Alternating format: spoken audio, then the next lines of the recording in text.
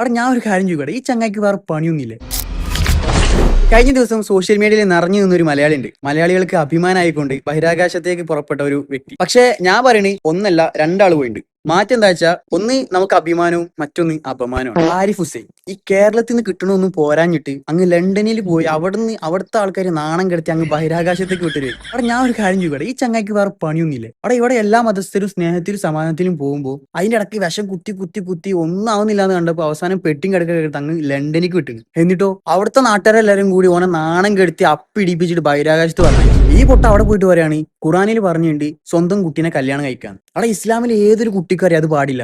ഇവൻ ഏറെ മൊണ്ണാണ്. അവസാനം അവിടെ കുടുങ്ങിന്ന് കണ്ടപ്പോ അടുത്ത സ്കീം ഇടാം. ഞാൻ സോഷ്യൽ മീഡിയയിൽ കൂടെ അതിനുള്ള തെളിവ് കാണിച്ചു തരാം. ഈ അടച്ചു കൂട്ടിയിരിക്കുന്ന റൂമിലുള്ള ചില മാത്രമേ ഓനക്കുള്ളൂ. പുറത്തിറങ്ങി നല്ല അറിവും വരെയുള്ള ആൾക്കാരുടെ ഇടയ്ക്ക് ഇറങ്ങുമ്പോൾ ഓന്റെ കിടക്കാമണി ഇറങ്ങും. അതിനോടൊരു റിക്വസ്റ്റ് ഉണ്ട്, അറ്റ്ലീസ്റ്റ് ആ പേരെങ്കിലും ഒന്ന് മാറ്റിക്കൂടാ? വല്ല കുണ്ടെന്നാ വല്ല മരപ്പട്ടിന്ന് അങ്ങനെ എന്തെങ്കിലും കൂടെ, മറ്റുള്ളവർക്കും കൂടി നാണക്കേടാക്കാൻ.